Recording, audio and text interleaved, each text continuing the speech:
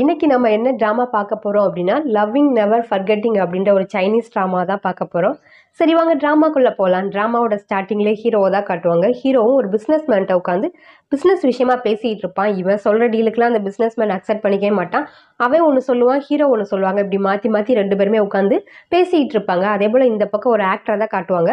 Hotel opening டேக்காக தான் இந்த actor வந்திருப்பா. அப்போது நிறைய ரிப்போர்ட்டர்ஸ் எல்லாமே அங்கே நின்றுட்டு இருப்பாங்க.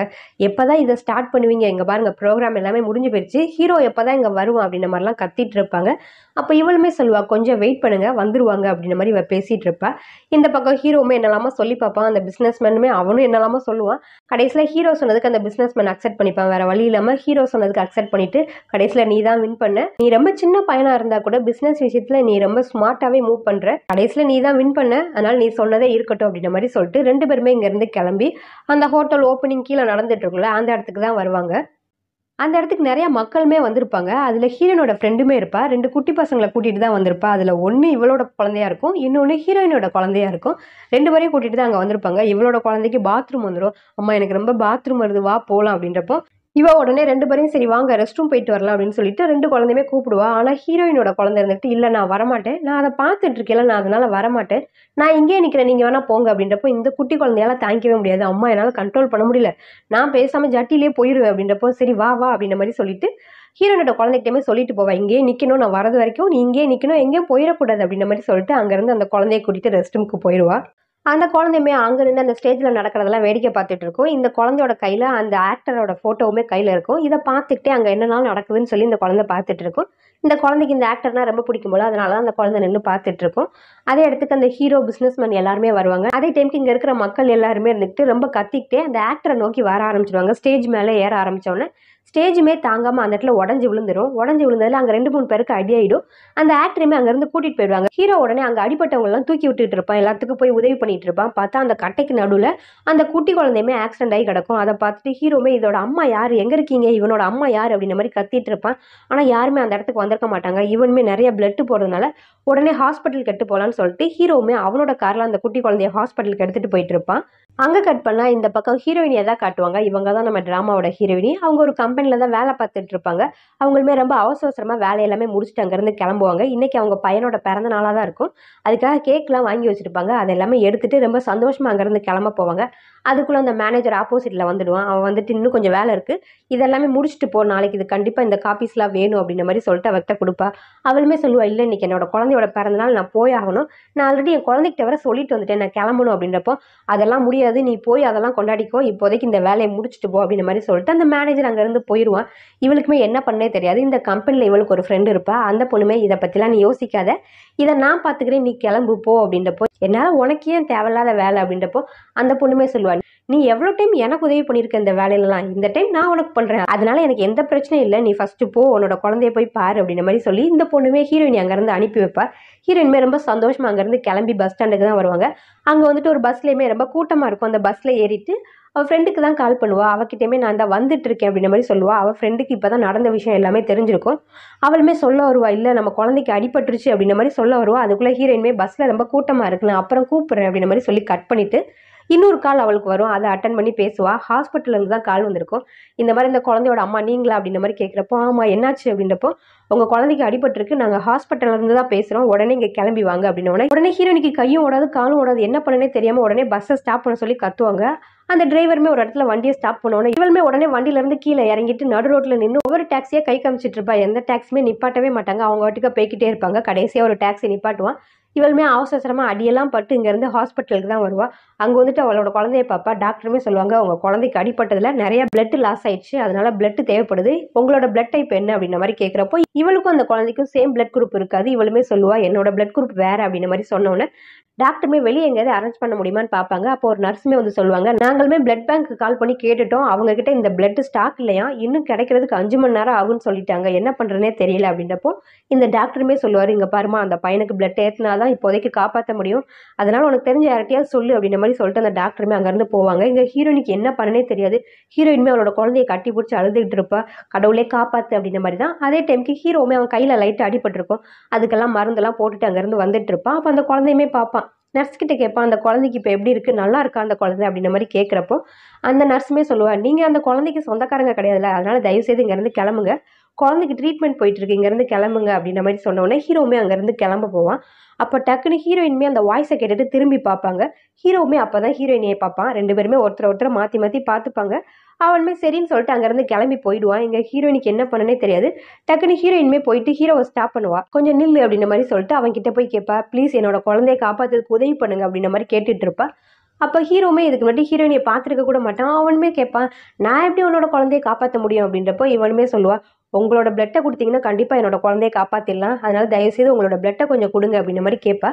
என்னோட பிளட் டைப் எப்படி உன் குழந்தைக்கு மேட்ச் ஆகும் அப்படின்றப்போ உங்களுக்கும் என்னோட குழந்தைக்கும் சேம் பிளட் டைப் தான், அதனால தயவுசெய்து என்னோட குழந்தைய காப்பாற்றுங்க அப்படின்ற மாதிரி கேட்பா.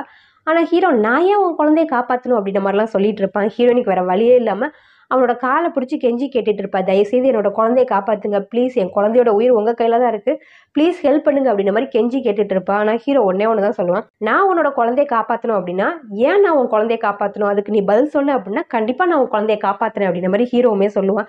இங்கே ஹீரோயினுக்கு என்ன பண்ணனே தெரியாது.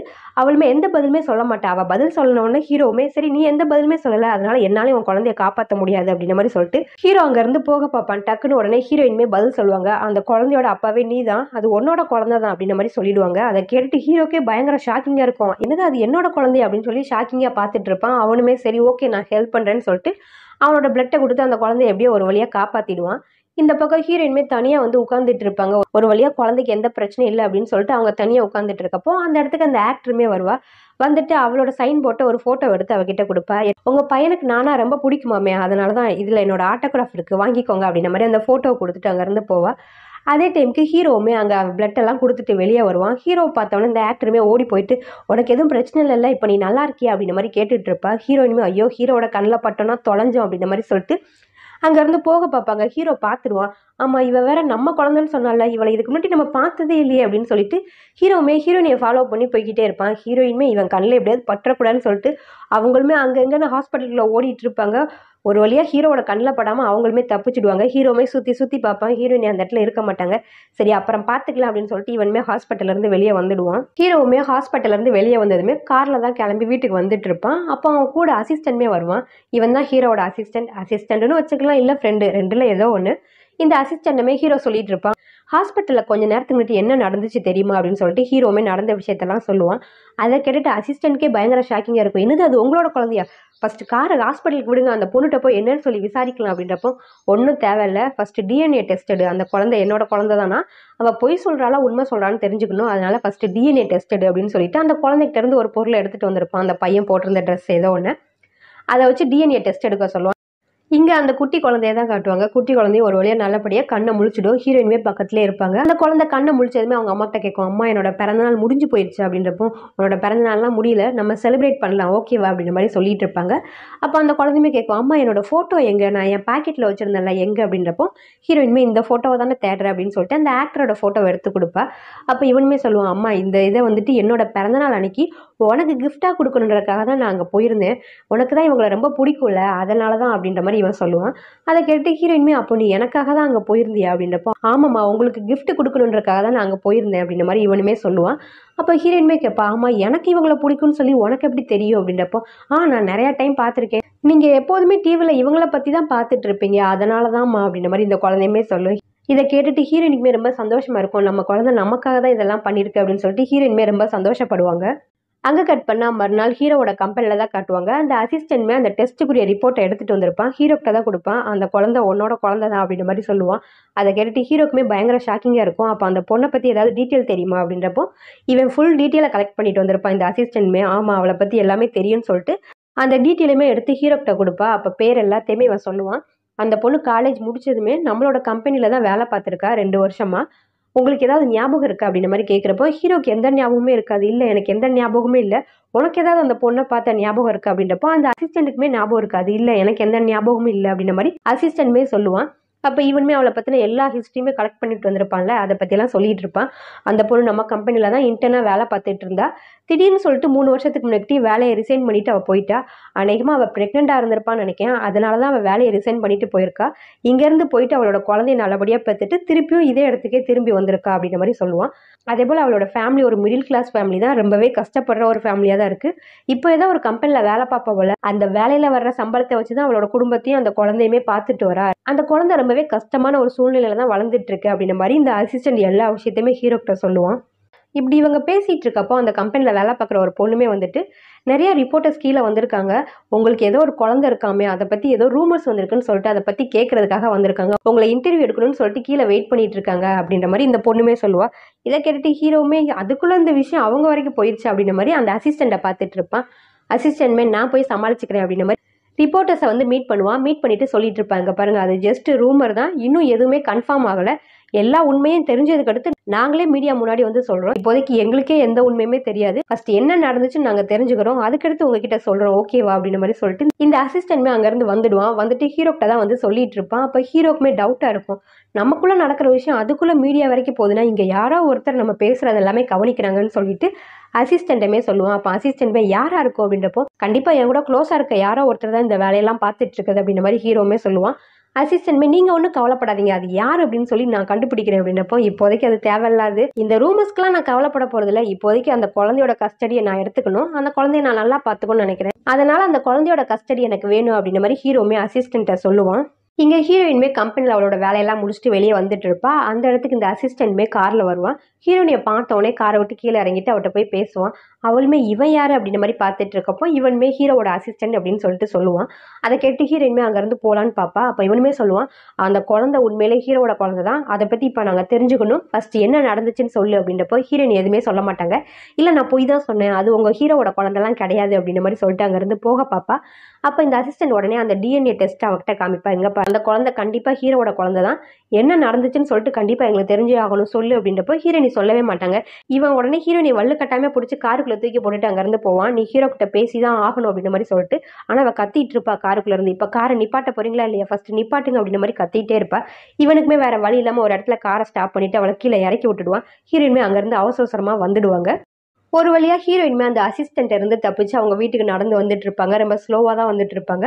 அப்போது திருப்பியுமே அந்த அசிஸ்டன்ட் கால் பண்ணுவான். இங்கே பாரு உங்ககிட்ட கொஞ்சம் பேசி ஆகணும் அப்படின்றப்போ ஹீரோயின்மே இங்கே பாரு இதுக்கடுத்து நீ எனக்கு கால் பண்ணவே கூடாது, உங்ககிட்ட பேச எனக்கு எந்த விருப்பமும் இல்லை அப்படின்னு சொல்லிட்டு ஃபோனை கட் பண்ணுவா. பார்த்தா பின்னாடி தான் ஹீரோவும் அசிஸ்டண்ட்டும் வந்துட்டு இருப்பாங்க. அதை பார்த்தோன்னே இவளுமே இவங்களா அப்படின்னு சொல்லிட்டு அந்த இடத்துல இருந்து போக பார்ப்பா. அப்போ ஹீரோவுமே சொல்லுவாங்க, பாரு நிறைய மீட்டிங் எல்லாம் போட்டுட்டு உங்ககிட்ட பேசணுக்காக தான் வந்திருக்கேன், ஜஸ்ட் 10 மினிட்ஸ் உங்ககிட்ட நான் பேசியே ஆகணும், என்னோட காருக்குள்ள வா அப்படின்ற மாதிரி சொல்லிட்டு இவனுமே போவான்.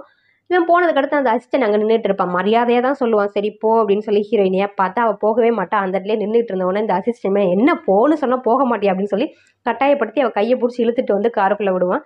அவளுமே காருக்குள்ளே போய் உட்காந்தோடனே ஹீரோவுமே கேட்பான், இங்கே பாரு இதுக்கு முன்னாடி நம்ம 2 பேரும் மீட் பண்ணியிருக்கோமா, நம்ம 2 பேத்துக்கு ஒருத்தர் தெரியுமா அப்படின்ற மாதிரி கேட்குறப்போ ஹீரோயின்மே சொல்லுவாங்க, இல்லை 2 பேருமே இதுக்கு முன்னாடி மீட் பண்ணதே கிடையாது அப்படின்ற மாதிரி ஹீரோயின்மே சொல்லுவாங்க.